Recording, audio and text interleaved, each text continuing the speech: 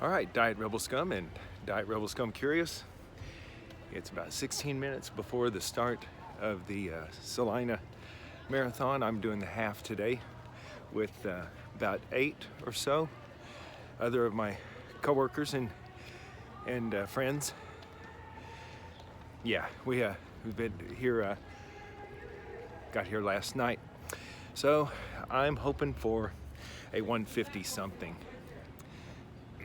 We'll see how it goes. I'm just warming up here in the parking lot. I camped in my my little Charlie Brown camper. I'm gonna name it Good Grief. When I get a nice stencil, I think I'm gonna have that. I'm gonna stencil that on. So, and I gotta make some nice curtains. I don't have nice curtains, but I built that. Haha. That, if I didn't point right. It's on an old boat trailer by this little home-built camper. I stole the idea off a friend that built his own. Mine looks quite a bit different, but his is a little bit bigger. It's mine's a little taller at the peak, and but his is 10 foot long and 6 foot wide. Mine's 8 foot long, 5 foot wide, maybe 5'8", something like that. But anyway, it's great to like be right here at the start. I can camp, like kind of stealth camp.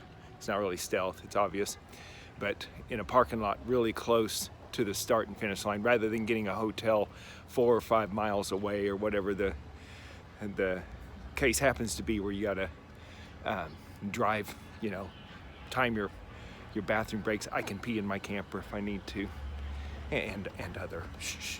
Okay, all right, let's go run.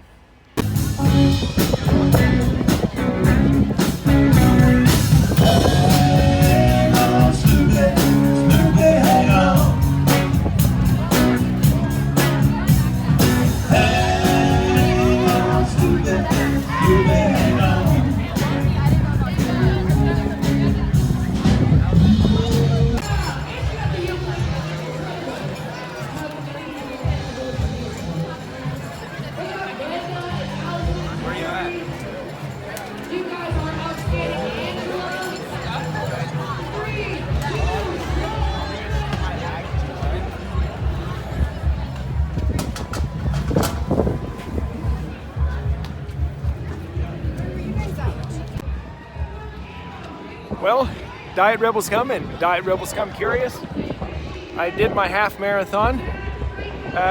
Met up with a few of my buddies, friends that came up to run with me. I hope the wind noise isn't that bad. It's at my back. It's really windy. This is the half marathon. This course is 2 half marathon loops if you're doing the full. So last year I ran the full and really suffered in the second half, but you just pass through the finish line and you got to finish/start, but you got to do it all over again.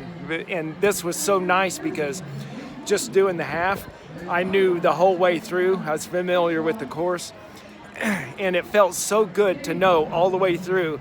It's like I'm not going to have that horrible feeling coming through 13.1 miles and just passing the finish line knowing I've got to do this all again. Oh, what a terrible feeling.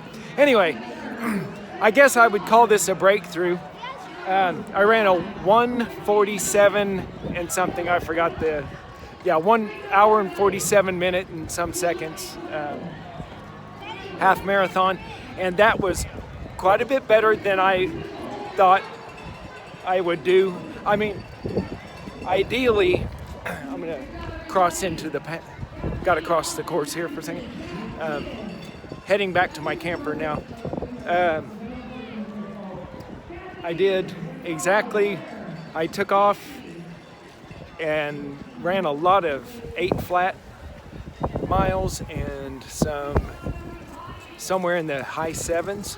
I actually ran some sub 8 flat miles in the beginning, and that was a little faster than I kind of wanted to do, but ideally I thought I should be able to do that. You know how I keep complaining that why am I not getting any faster kind of thing with the hard work I'm putting in.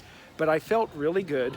It was a little chilly. I mean, it's like 50 something, 50, 52 degrees Fahrenheit at the start, and the wind kicked up, and that wind is cold now. It turned out sunny, you know, so that got sunny skies. There are clouds, so some scattered clouds, but it was, to me, beautiful weather. The wind, it was a bit fast and gusty. I'm curious as to what the actual miles per hour is on the wind, but here I am. I'm back at my camper. Ignore these free carbs. This is cheesecake. I guess that's one of the things here at the Salina, Kansas Crossroads Marathon. They give you free little slices of cheesecake. And there's some kind of chocolate cake too. I opted for the cheesecake. So I'll probably eat this. What's funny is I had a pound of hamburger last night, and I cooked it in my camper there. All my running buddies, they met at Old Chicago Pizza here, and I met up with them, but at the very, very end. And there was a girl in our group that got a free, somehow ended up with a free glass of low-carb beer, Michelob Ultra. It's only 2-point-something grams of carbs.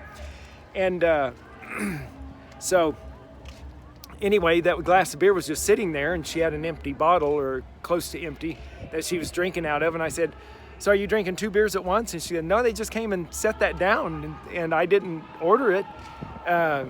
You know, so she goes, you can have it if you want. And I was like, well, I didn't want to drink any alcohol at all. But since she offered, and it was free, and I'm a cheapskate, I went ahead and drank that. And but anyway, I went right back, you know, after we took our group picture. I came back to the camper and cooked my dinner. So I got propane stove in my camper here. So I had actually it was the way that hamburger's packaged, it's like 1.3 pounds. So I had 1.3 pounds of beef, of ground beef, and I think I put about 2 tablespoons of Kerrygold butter in there, and a little bit of salt. So that was my dinner last night, and I ate it pretty late.